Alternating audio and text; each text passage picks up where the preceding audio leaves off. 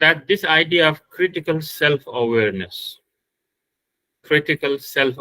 when you are probing into your own life, your own experiences, and digging the deeper meaning of these experiences as metaphors or allegories for other people living similar kind of life. So this is the idea that a person's life is a mystery. It's an enigma.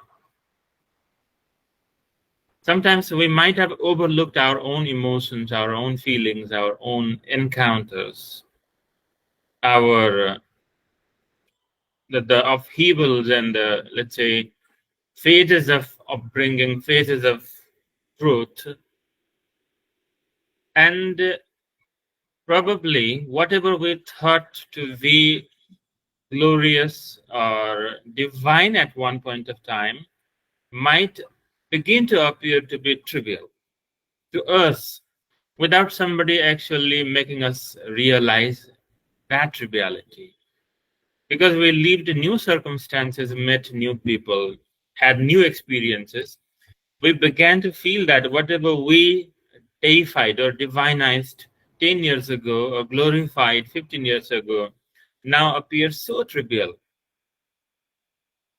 And you go back to that particular moment of glorification and try to trivialize now by looking at your conscience more deeply as a result of some kind of encounter, some kind of, let's say, a meeting with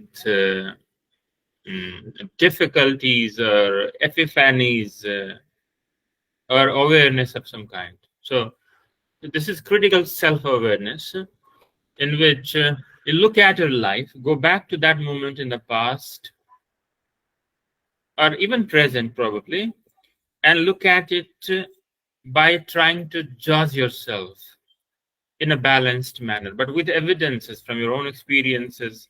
And if possible, if you have evidences of somebody commenting on your acts, your activities, your experiences, your follies or foolishness, in equally balanced manner, you can use these comments as or feedback as evidence.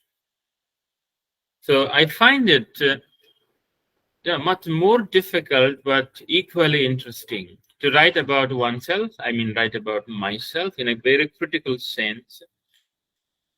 Being able to say that I was an idiot, a donkey, when I did this. Be open about it. Say, most often we tend to tell lies about ourselves when we write about ourselves. But critical self-awareness is not telling a lie about our past, our life, but telling the truth with certain level of decency. And at the same time, being aware of the fact that people do not really bear a kind of negative image about yourself, at least to that extent. But you want to be as critical, it doesn't mean being negative, as critical for your past mistakes or misconceptions as possible. This is called critical self-awareness. I'm telling this because some of you might be doing ethnography, some of you might be doing, most of you are doing narrative inquiry. So when you are taking interviews of participants, are you also trying to find that aspect of stories, their experiences where they criticize themselves? I've found that most of the narratives used as evidences in the vignettes used by the researchers tend to glorify themselves. Even the toddlers are glorifying themselves. Toddler in the sense of beginners are glorifying themselves. So my take is when you choose a participant or when you interview a participant, try to dig out the critical aspect of their life and let them speak that openly. Their narratives must contain critical self-awareness so that you have a kind of theoretical grounding for that. If the narratives are very plain, like any mundane story by any commoner, then you will have difficult time theorizing it. or seeing some kind of juxtaposition with the experience of somebody. There are 4 participants, everyone tells the same story. Then where is the theorizers? Is that the world's reality? People live the same thing, breathe the same air, dream the same dream? Not necessarily. If we go deeper into the critical aspect of one's upbringing, one's living, we need to frame our questions, situational questions, in such a way that people may get stuck for a while not being able to answer, or they feel exhausted with the ideas. And you are facilitating the opening up of these people. So in oral histories, in narrative interviews, in autoethnographies, in curated researches, one's ability to pick into one's life is considered the, let's say, the most important ability as a researcher. So I just didn't want to miss that aspect of critical self-awareness. For example, Minraj sir's story. Now you can go back to your story about yourself, about the height, That's a beautiful example of critical self-awareness. You are not lamenting, neither are you glorifying. You are very neutral.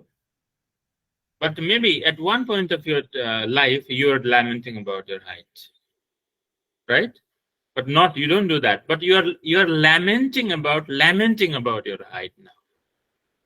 Because 20 years ago, you thought you're useless.